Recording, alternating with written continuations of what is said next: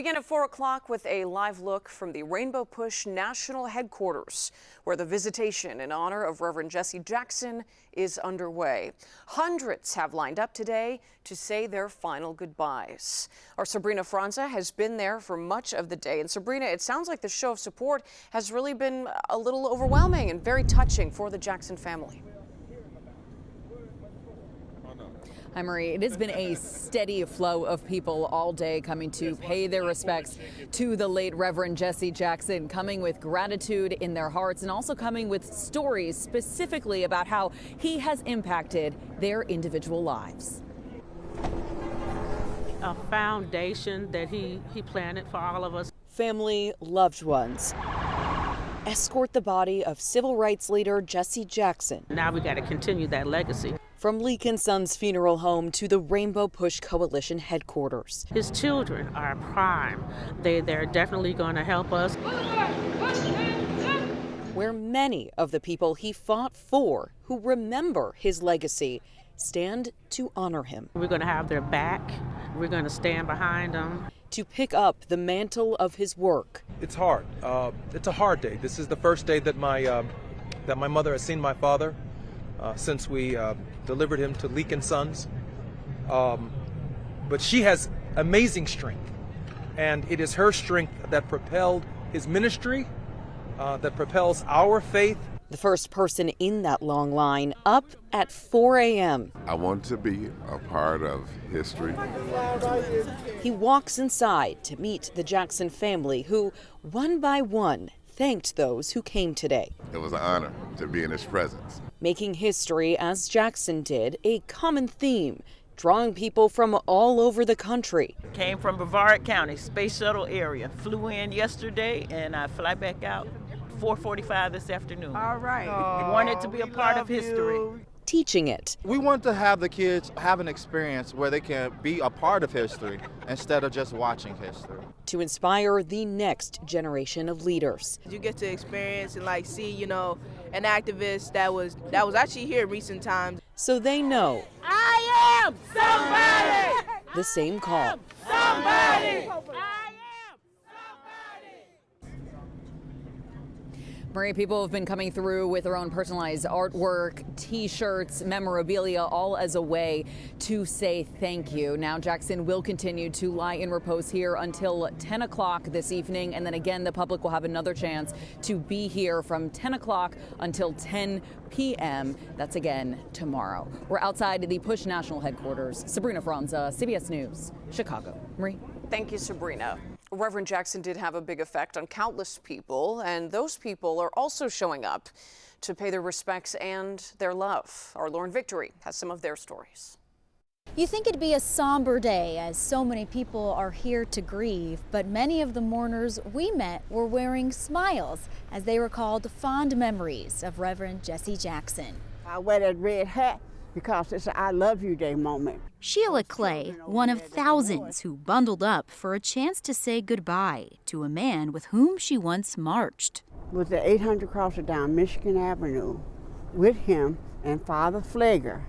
I'm carrying a painting of a red flag for victims of violence. Bernadine Dorn also fought alongside the Reverend, starting in the 1960s. The fact that he continued on even when it wasn't obvious that he had to or he should have,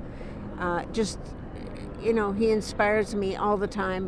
His memory will continue to inspire me for the rest of my life. This man flagged us down.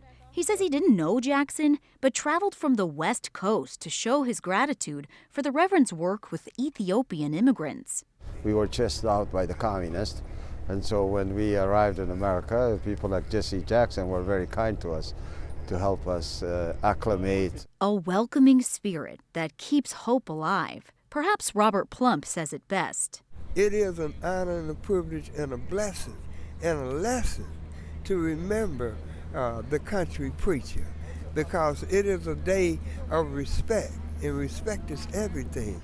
As you look at the line of people waiting to get inside Rainbow Push, you'll realize there truly are people here of all backgrounds. I saw a baby in a stroller. I met a man who flew in from Colorado. It's a testament to how far-reaching Reverend Jesse Jackson's message went. I'm Lauren Victory, CBS News, Chicago. Lauren, thank you. Chicago's Mayor Brandon Johnson escorted the Jackson family inside this morning and stood alongside them at the casket, shaking the public's hand for a time. He later talked about the impact the Reverend Jackson had on his own life. Reverend Jackson meant so much to people of the globe, but to me personally, was a mentor and a friend and a brother, and he will be forever missed, and I'm grateful for his life and his legacy and the transformation that he's brought to the globe. Our Sharday Gray has spent the day speaking with mourners outside Rainbow Push, and she joins us live there now with more stories from the many people reflecting today. Sharday. That's right, Marie. And all day long, crowds lined the streets right outside of Rainbow Push headquarters so people can go inside and say their goodbyes to Reverend Jesse L. Jackson Sr. Everyone I spoke with in line echoed a similar theme: to honor a great man. And I'm here to celebrate. It's a homegoing. It's nothing sad. It's a happy event. Pamela Perkins traveled from West Rogers Park to the South Side. Originally from Roseland, she says she's been supporting Jackson since way back when the organization was known as Operation Breadbasket. She showed up to pay respects, not just for herself. And I'm also representing the seniors at the Savior senior building in Dalton. I told them that they couldn't be here and I would be here for them. Standing in the line near Pamela is Tanya Alexander, originally from Selma, Alabama, a place where Reverend Jackson demonstrated many times over the years, including in 2025, one of his last public appearances. The family and Jesse Jackson and the movement means so much to me. We saw lots of people taking photos to remember their presence at this historic event. And despite the cold, people waited patiently, often for an hour or more to get inside. We also heard several civil rights chants throughout the day, some of those same phrases on T-shirts in the crowd. Also present, students, the next generation, including 12-year-old Rael Tillis. I came out today to show my respects for Jesse Jackson. I am somebody means like we are people. We are people. No matter what skin color we are. Even though we're all different skin colors, we all have different factors about ourselves, that we all are the same, equal. Reverend Jackson's wisdom passed down from generation to generation. Everyone here learned something. Jesse Jackson was a great man. See, Jesse would love for us to be here. And back out here, not too many people are outside, but we have seen people selling merchandise such as posters and T-shirts. You can see behind me that there's barely a line. During the morning, there was a long line, but with the evening rush, there's that potential where we can see that line form again. Back to you, Marie. Sharday Gray for us in Kenwood. Sharday, thank you. Reverend Jackson will lie in repose at Rainbow Push Coalition's Chicago headquarters until 10 o'clock this evening and again tomorrow. His body will then be transported to South Carolina, then to the nation's capital to allow people in both places to pay their respects. There will then be a people's celebration in Chicago next Friday at the House of Hope, then a private homegoing service on that Saturday.